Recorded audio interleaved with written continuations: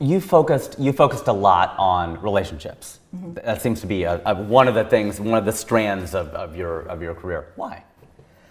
I mean, it's everything about our existence. It's like the only, it's the only thing that I think makes us feel at all significant, in the universe, is our relationships with other people. Well, romantic relationships specifically. Okay, fair. Yeah. Well, romantic relationships. Yeah. But you're right. No, how we relate to each other, absolutely. That's why we're here. Have you seen the photos from the new telescope, the James Webb telescope? A few of them, yeah. I mean, they're mind blowing. They're mind blowing, but it also, you look at those photos and you're just like, we are ants. Like, we're not even ants. Like, that's we're like molecules, and nothing matters and everything's insignificant. But relationships make life feel significant. Sure. But yeah, I mean, in terms of romantic relationships, I think I think this is true for people beyond just, South Asian people, but like particularly with South Asian people, so much of our, for better or for worse, like our lives and our sense of self-worth and, our connection to our families and our community is defined through marriage, and the choices we make around marriage.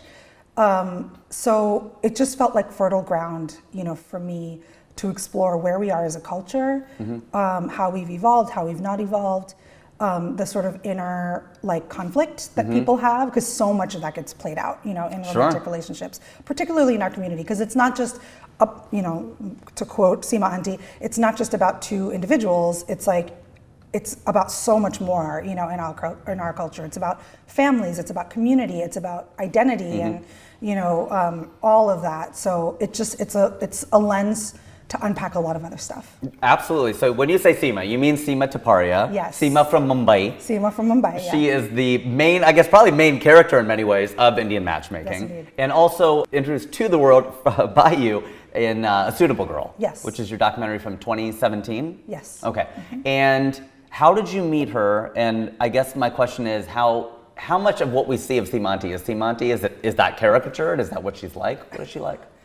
So I met her because she was my matchmaker back in the day. So I met her as a client, and immediately when I met her, I was like, "This lady is not going to find me a husband."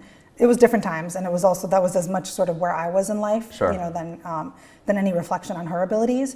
But I was like, she is a star. Like, I just felt that immediately when I met her. Right. Because what you see on Indian Matchmaking is 125%.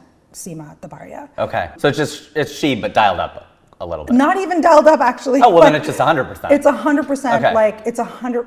Yeah, I mean, I thought you meant like it's her. I was plus, being on emphatic. steroids. No. Okay. It's 100%. Yeah, we're getting into the math here. Yeah, of course. But no, that's exactly what she's like, and I think that's one thing that's really remarkable about her, and I really appreciate about her, is that she's always been that person, and she is. In spite of all the success of the show and everything, she's still that person. So she's just one of those people who's just like lives life like a little more heightened than the rest of us. Yeah. And, is like unbelievably charismatic and occasionally a little cringy and, very like smart, just larger than life person. Do you find that so this is the thing with the show, right? I mean, she represents the traditional take, a lot of the advice that she gives to particularly women, because with respect to the, to the trans community and the, it's mostly focused on cisgendered heterosexual relationships. Yeah. Now, with respect to the gender spectrum, just with women, she does tend to give a lot more kind of advice or direction, or I feel criticism to women than she does to men, which is more traditionally representative of India.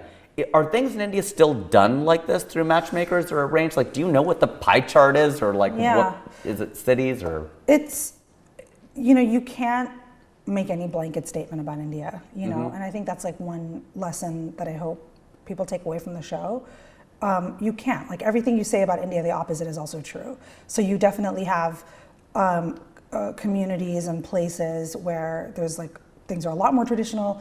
You have, places and communities and families where it's totally the opposite, and it's even more progressive than maybe we would find here in America or in other Western countries. And sometimes those things exist in the same family, as in my family. I have like an end of my family that's very traditional, like Rajasthani, and then there's my dad who like gave up engineering, after getting a PhD and became a filmmaker. And my mom, has a master's degree and was the breadwinner for our family. And like, that's very different. Very different, so you can't really make blanket statements. Well, I don't know if that's true though, because I think there's still a majority, right? So if we're looking at like, because obviously with respect to Muslim communities and Christian communities, and if we're looking at the Hindus in India, I'd still say probably 70 to 80% of them believe a lot of the traditional stuff. That is like the culture. Whether every single person in that culture subscribes to it, there's still like this veil or this like blanket that hangs over us, that everything that Sima Aunty is saying, we're all either going like this or we're going like this, but it does resonate. It does resonate, yeah. I mean, and that's why I think like for all of the critique of the show, and a lot of it I think is, like great and very valid and important to understand like the full context. But the one thing that nobody has ever said to me is that it doesn't feel authentic. Well, that's exactly right. I think you're totally right about that. Why do you think do you think that South Asians are saddled with this, like, because sometimes people say this about Never Have I Ever, they say this about Indian matchmaking, whatever, like, oh, it doesn't represent every experience. Like, I know, it's a story, it can't, it's one person's story, and you've been very clear, even in A Suitable Girl, to say this isn't everybody's experience, this is just these three. That said, I mean, so I guess my question is more around, like, why in A Suitable Girl do you pick these three women to focus on? Are you trying to make some kind of statement?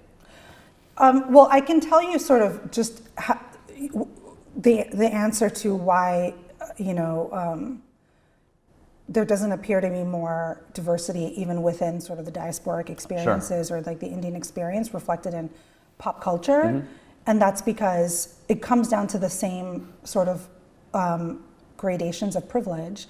Who's in the room, right? Like, I'm an upper middle class North Indian,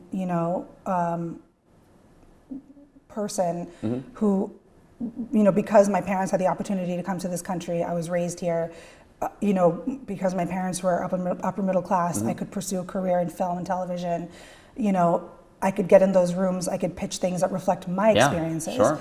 So when the majority of the people who get in the room are people like me, who've had, college education, who've had, who are upper caste, are, whatever, all of upper middle class, all of those things, what's comes out the other side is going to be a reflection of what we know. It equals out. Exactly. So what I think, would really facilitate a lot of that change is more people being in the room, more Muslim creators, more Dalit creators, more Christian Indians, Jewish Indians, it's because there's already so few projects, that kind of break through. It's going to inherently be the ones that are reflective of the people in the room. And so far, that's been people like me. Now, hopefully that's going to change. I love that. As far as that analysis of it, because I think we do saddle ourselves with this like burden of we have to tell everybody's story, and even with calling ourselves South Asians and not Indians, yes, if there are diverse people in the room that are more than just Indian, then of course we should be inclusive and say South Asian.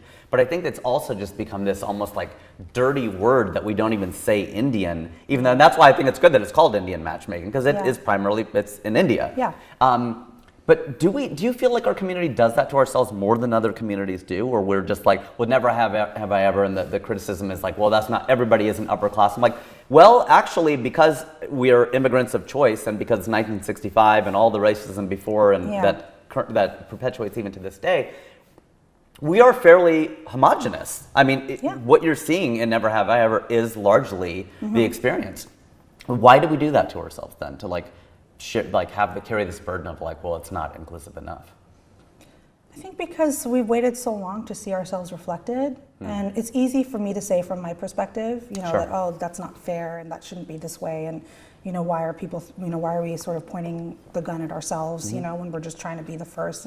But if you're, I get to be the first in line, right? Like, we get to be the first in line to have our experiences reflected in pop culture, in the mainstream. but if you know, the people who are, who don't see themselves, you know, but who consider themselves part of that community and who have waited just as long, if not longer, and who are facing real harm, you know, because of lack of understanding of who they are. It's painful. I get it. I totally get it. You know, I think it's again a thing to address systemically as opposed to point fingers at individual creators. You know, and I think we're guilty of that. I think we Yeah. do that. Like, oh, it should do this, and I'm like, you do have to understand that, like, this is the way the wave works. The majority is going to get represented first, and then minorities later, which is that's just the number of stories. We're just looking at Yeah. critical mass, Yeah. and then there will be other things. It's in stand-up comedy. It's very similar. You have Russell Peters is the first person who broke through. His comedy is very broad. He'll be the first person to tell you that it is. Yeah. It's stereotypes and it's voices, and Yeah. that's going to be the thing that gets amplified first as an introduction. Then you get like an Aziz Ansari, you get a Hassan Minhaj. Yeah. That's going to come later. The first breakthrough can't really be in any community. Yeah. It's going to be George Lopez, and then later you'll get someone Yeah, else. and there's always exceptions to the rule, but I will say, like, also, those of us, you know, anyone who's like the first to do something, think about who we're talking to in the room, you know? Often, like, we have to get clearance and, you know, from the 60-year-old white guy From white males, yeah. who's sitting on top.